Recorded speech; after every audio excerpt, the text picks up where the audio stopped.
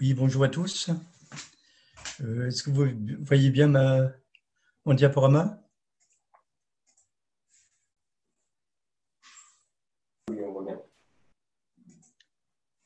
Pardon? Est-ce On que vous voit voyez très mon bien. On voit très diaporama? bien. On voit très bien. Ah bah, ok.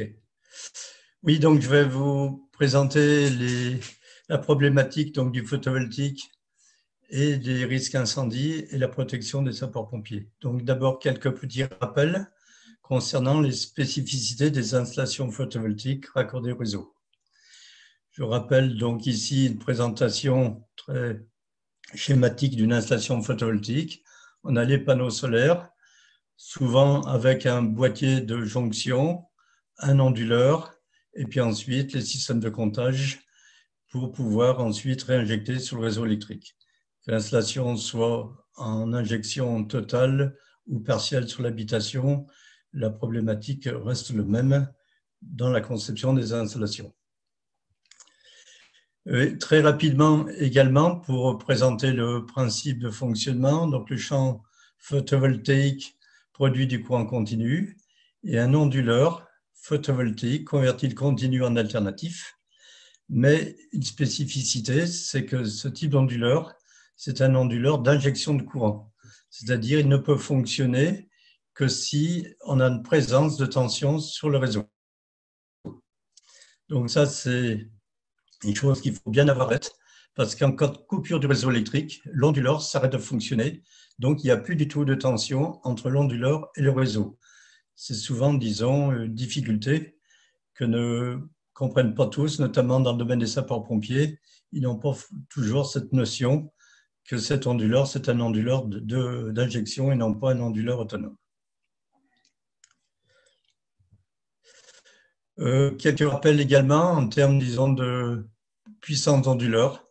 On va parler d'onduleurs couplés réseau. Ça va des onduleurs de quelques centaines de VA, qu'on appelle les micro-onduleurs, jusqu'à des onduleurs de très forte puissance. Donc, on a toute la gamme des onduleurs.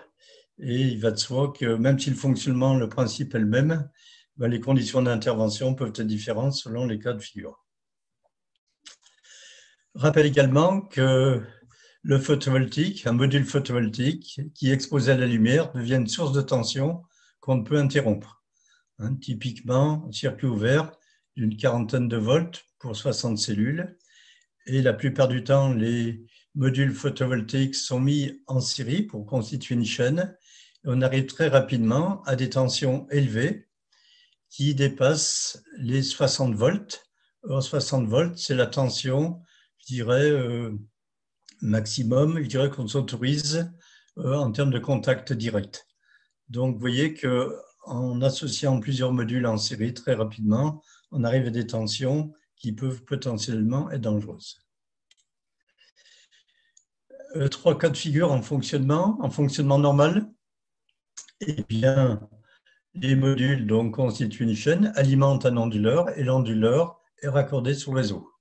Donc, on a une présence de tension en amont de l'onduleur, ce qu'on appelle la tension UMPP en onduleur, qui peut être plusieurs centaines de volts, et en sortie, une tension alternative, typiquement de 130 ou 400 volts. En cas d'intervention sur un bâtiment équipé de photovoltaïque, le fait de couper le réseau alternatif, eh bien, ça n'empêche pas le champ photovoltaïque de rester sous tension. Non seulement on va plus rester à 800 volts, mais on va monter même au-delà pour arriver à une tension circuit ouvert qui sera même supérieure à la tension de fonctionnement. Typiquement, ça peut atteindre de l'ordre de 1000 volts par exemple. Le fait de couper en amont de l'onduleur, ben, ça n'empêche pas qu'il nous reste une tension qui reste élevée malgré tout au niveau du champ photovoltaïque, même s'il n'y a plus de courant qui passe dans la chaîne. Une autre spécificité également pour le champ photovoltaïque, c'est non pas seulement une source de tension, mais également une source de courant. C'est-à-dire que si on met en court-circuit une chaîne photovoltaïque, effectivement, on a bien 0 volt au bord du champ photovoltaïque, mais il y a un courant, de court-circuit d'ailleurs, qui est légèrement supérieur au courant de fonctionnement nominal, et ça n'empêche pas que les panneaux solaires soient actifs malgré tout.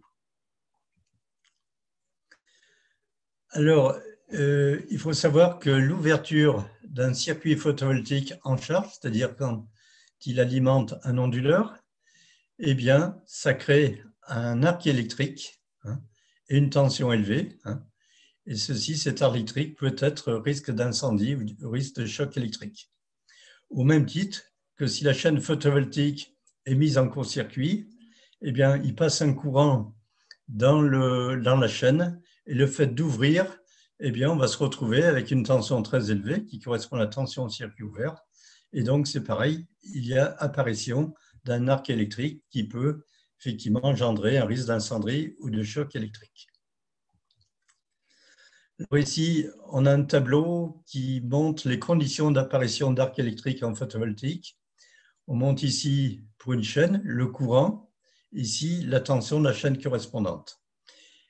Et la courbe bleue, ici, c'est pour montrer la séparation qui indique entre la zone où il y a systématiquement des arcs électriques, c'est-à-dire dès qu'on arrive à des tensions élevées et plus de 2 ampères, on a pratiquement systématiquement risque d'arc électrique à l'ouverture.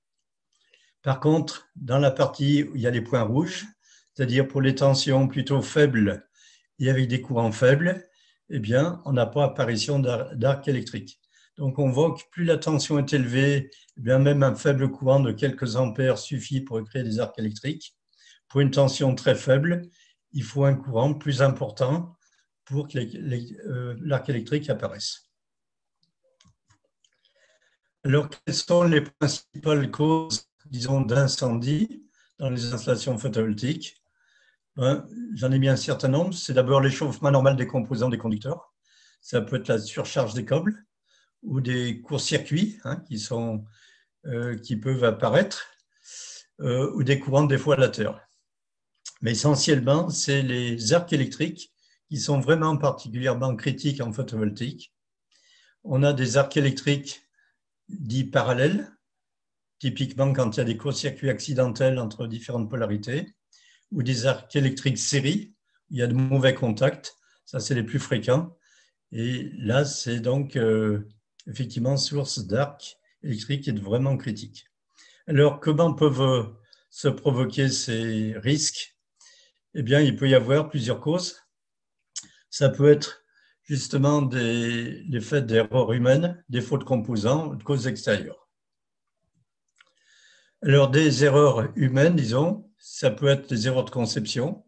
Si on dimensionne mal les câbles ou les protections, ça peut être vraiment problématique, échauffement, donc départ, incendie. Ça peut être mauvaise conception des coffrets DC, c'est-à-dire courant continu, notamment s'il y a une absence de séparation entre les polarités, ou des câbles DC simple isolation, ou alors mauvais choix de composants qui ne sont pas adaptés aux applications photovoltaïques, que ce soit les interrupteurs sectionneurs, les parafoudres, les fusibles. Ça, c'était pour les erreurs de conception. Maintenant aussi, des erreurs fréquentes, c'est les erreurs de mise en œuvre. Le fait de coupler des connecteurs de marques différentes, hein, par exemple ici, eh bien, ça peut être l'origine d'un mauvais contact et donc d'un problème d'échauffement des connecteurs. Donc, typiquement, il faut vraiment que les connecteurs soient de même marque et de même type, que ce soit la partie mâle ou la partie femelle. Sinon, il y avait un échauffement. Et on voit ici, par exemple, à la caméra infrarouge, qu'au bout de vieillissement, disons, de connecteur, eh bien, qu'on peut monter à des températures plus de 150 degrés au niveau du connecteur et engendrer donc une défaillance. La moindre, c'est rupture de la connexion. Le pire, c'est démarrage donc d'un arc électrique et d'incendie. Donc ça, c'est vraiment un des points qu'il faut être vigilant quand on parle de connecteurs type MC4 ou compatible MC4. Ça ne suffit pas, il faut vraiment que le connecteur mâle et femelle soient vraiment de même marque et de même type.